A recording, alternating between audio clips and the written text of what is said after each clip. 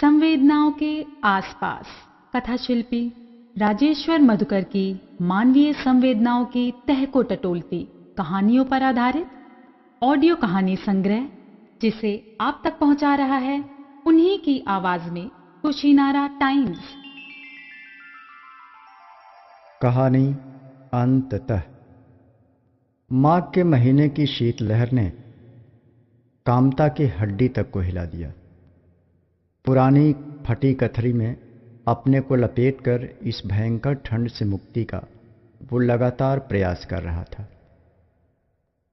लेकिन कभी कथरी पांव से ऊपर चली जाती तो कभी पांव ढकने के प्रयास में गर्दन के नीचे। ये कथरी भी ठीक कामता के सपनों जैसी ही थी। लगातार प्रयास करने के बावजूद स्वयं को असफल पाकर अलाव के पास बैठकर ठंड से मुक्ति का विचार उसके मन में आया और उठकर अलाव के अधबुझी आग के पास हाथ पांव सेंकने लगा। रात काफी बीत चुकी थी। पूरे घर में सन्नाटा पांव पसार चुका था। हाँ, गांव के दूसरे छोर पर कुत्ते बीच बीच में भौंककर इस सन्नाटे को खंडित करने का प्रयास अवश्य कर रहे थे। इस समय उसे आशीष की याद आ रही थी। वर्षों पहले आशीष कामता के आशीर्वाद की पोटली दबाए गांव से लखनऊ गया था। जाने के बाद शुरू में एक आध बार गांव अवश्य आया, लेकिन पैतृक स्थान का मोह ज्यादा दिन तक बांध नहीं सका और अब गांव की समस्त यादों को छोड़कर शहर का ही होकर रह गया है। पहले गांव आना बंद हुआ, फिर कुछ दिन तक चिट्ठी पत्री आती रही, पर अब तो चिट्ठी पत्री भी नहीं आती। कामता ने अपने भविष्य को पत्र अवश्य लिखा, लेकिन सारे पत्र शहर पहुंचते ही उपेक्षा की अग्नि में स्वाहा हो गए। अब कामता भी इस नियत के खेल को पूरी तरह समझ चुका है। मन मारकर बैठने के सिवा उसके पास कोई विकल्प शेष नहीं है। आशीष से तो नहीं, लेकिन गांव वालों से बहुत पहले सूचना मिली थी कि आशीष ने एक शहरी मैम से शादी कर ली है। अब कामता सोचने लगा कि अब तो उसका पोता 7-8 साल का हो गया होगा। यही सोचते सोचते कामता ने आग को पलटने का प्रयास किया। एक चिंगारी उठी और उसकी धोती से लिपट गई।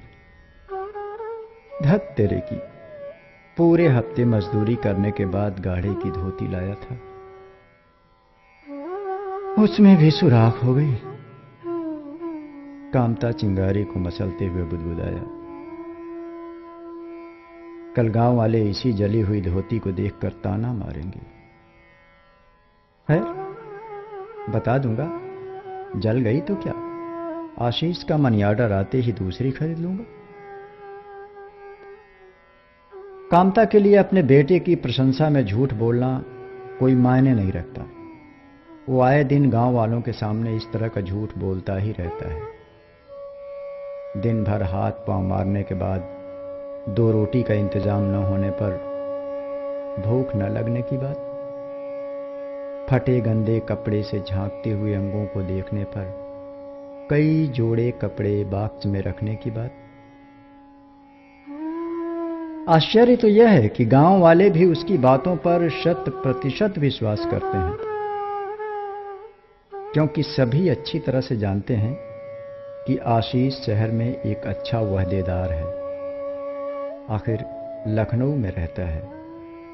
लखनऊ छोटे लोगों की जगह है क्या?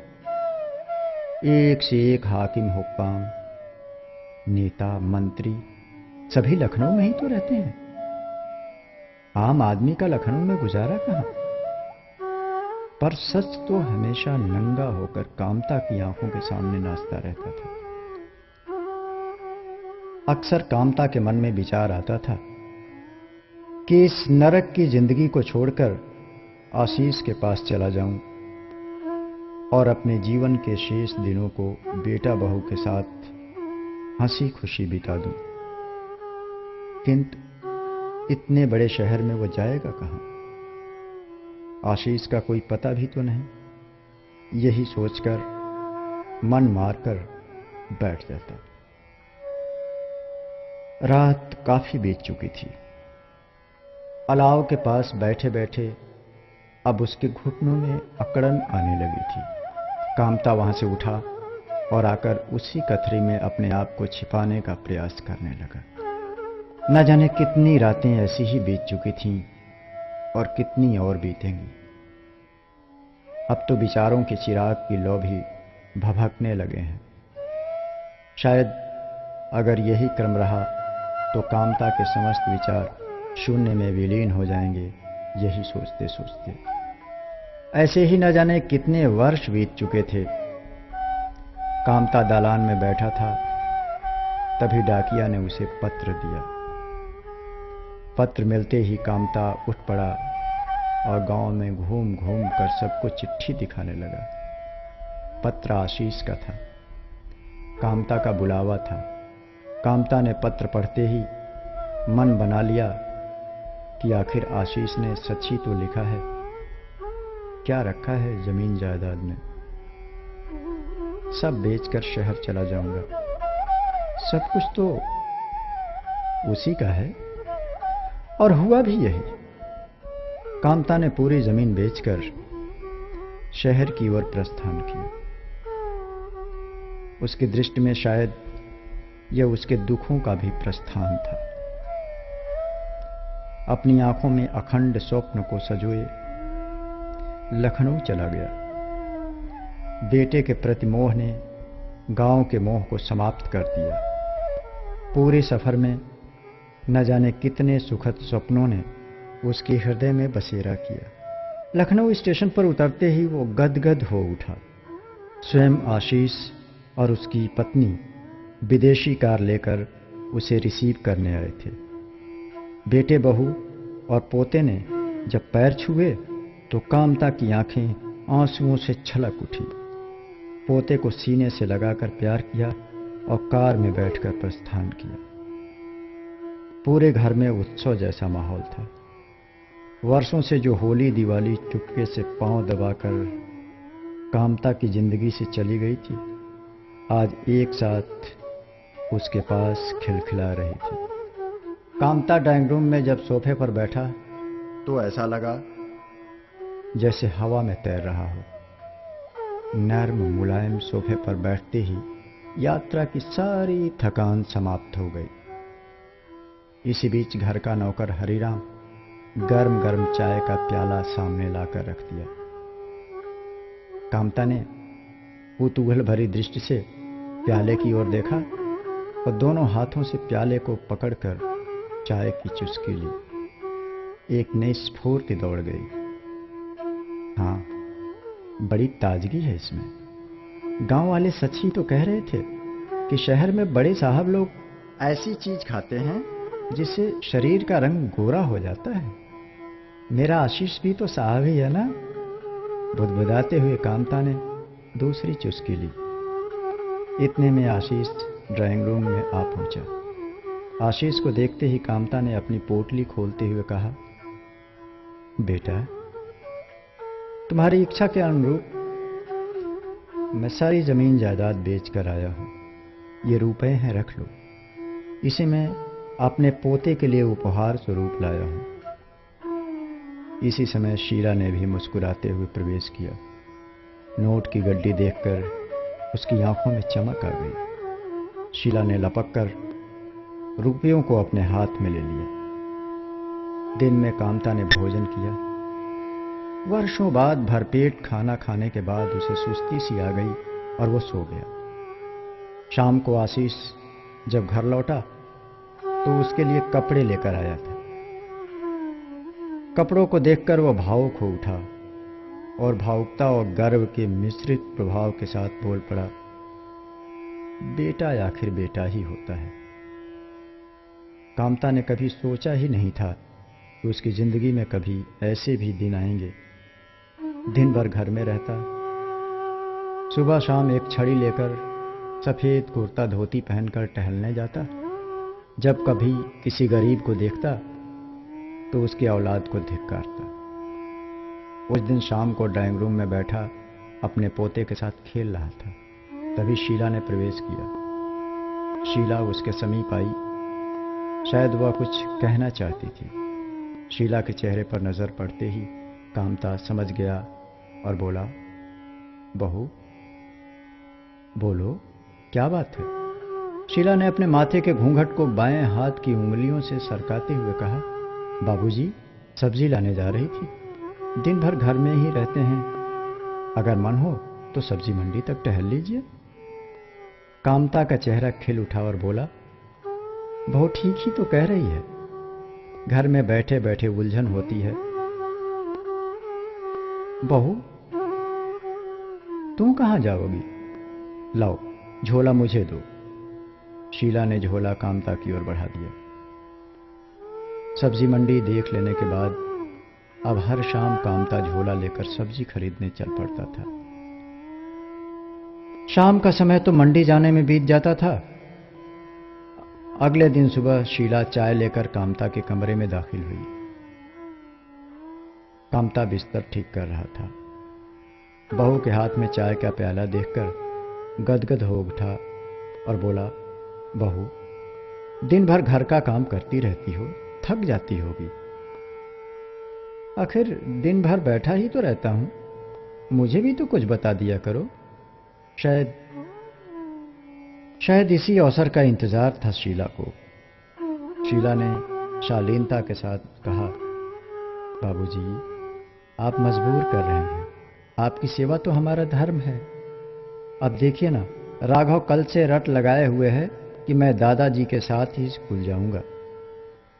यह सुनते ही वो बोल पड़ा, ठीक ही तो कह रहा है मेरा पोता, थोड़ा समय उसके साथ भी बीत जाएगा। और अब कामता की दिनचर्या और भी बढ़ गई। सुबह राघव को स्कूल छोड़ता, दोपहर में लेने जाता और शाम को सब्जी लेने जाता। अचानक नौकर हरिराम की छुट्टी हो जाने के बाद घर में झाड़ू पोछा किचन का काम भी संभालने लगा।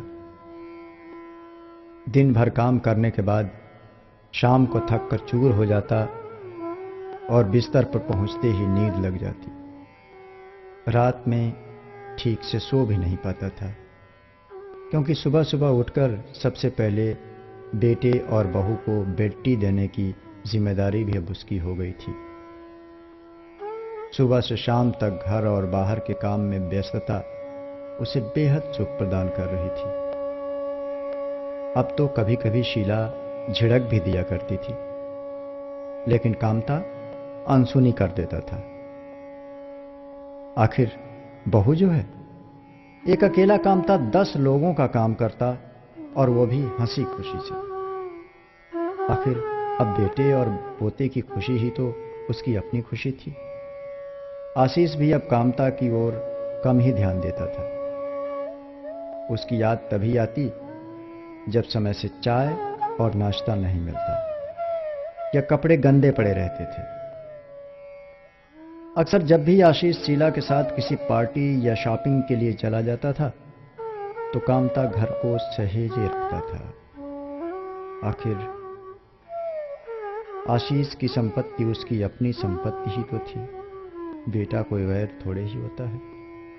और फिर अपने खून के लिए आदमी क्या क्या नहीं करता।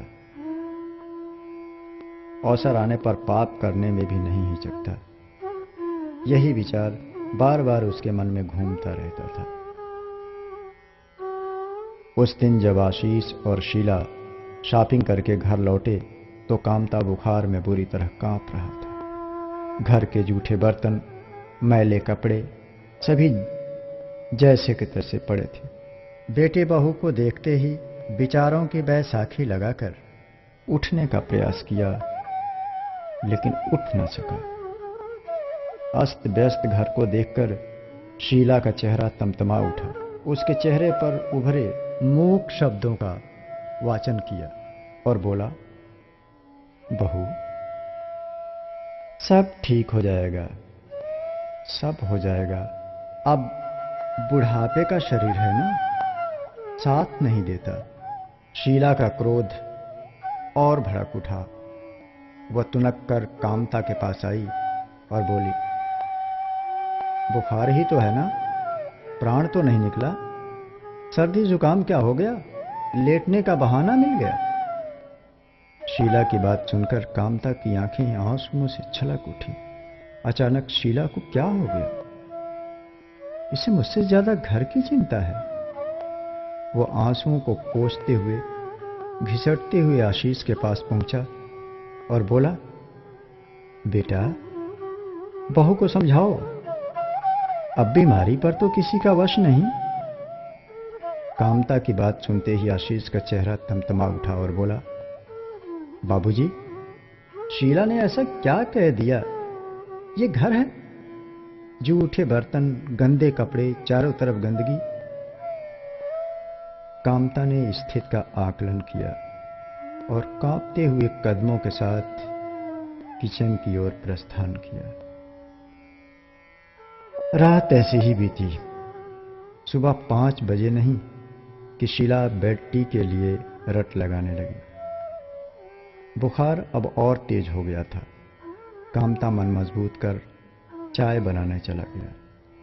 एक ट्रे में 2 कप चाय लेकर जैसे ही बेडरूम में घुसा, चक्कर आ गया। प्याली गिरकर टूट गई।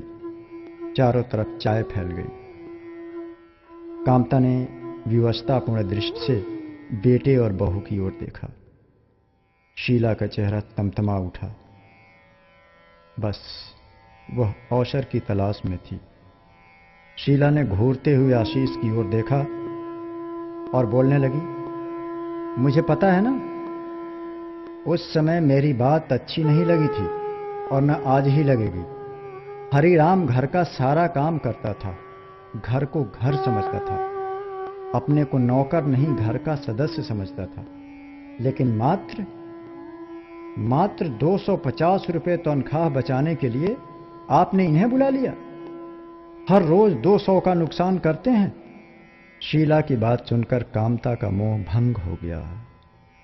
आज पहली बार उसे लगा कि उसका इस घर में क्या स्थान है। शायद नियति को यही मंजूर था। गरीब होने के बाद भी जिस आत्मसम्मान की संपत्ति को आज तक बचाए रखा, उसी को आज अपनों ने खंडित कर दिया। बिना कुछ कहे कामता टूटे हुए कप के टुकड़ों को समेटने लगा। शायद इसी तरह उसकी भावनाएं टूटकर बिखर गई थीं। वो उठा और पुनः किचन में गया और चाय लेकर बेडरूम में दाखिल हुआ। कांपते हुए स्वर में बोला, बीबी जी चाय। कामता की आवाज सुनकर आशीष बोल पड़ा, ये क्या बाबूजी? पता है बीबी जी मालकिन को कहा जाता है। कामता के होठों पर घृणा की मुस्कान उभरी और बोल पड़ा, पता है साहब, सब पता है। अब अपने बारे में कोई गलत फहमी नहीं। कामता अब अपनी नियत से परिचित हो चुका था। वह अपने कमरे में आया। कपड़े की गठरी बगल में दबाए जैसे ही बाहरी गेट तक आया, उसे याद आया, अब कहां जाऊंगा? गांव की सारी जायदाद तो बेच कर लाया हूं। अब गांव भी स्वीकार नहीं करेगा। दुनिया में दर दर ठोकरे खाने से बेहतर है कि अब भी यहीं इसी घर में हरिराम बनकर रहूं। कामता वापस आया और शीला के सामने सिर झुकाकर बोला, बीबी जी नाश्ते में क्या बनेगा? आपको कहानी कैसी लगी, ये हमें जरूर बताएं। आपके विचार आमंत्रित हैं। हमें ईमेल करें madhukarrajeshwar@gmail.com।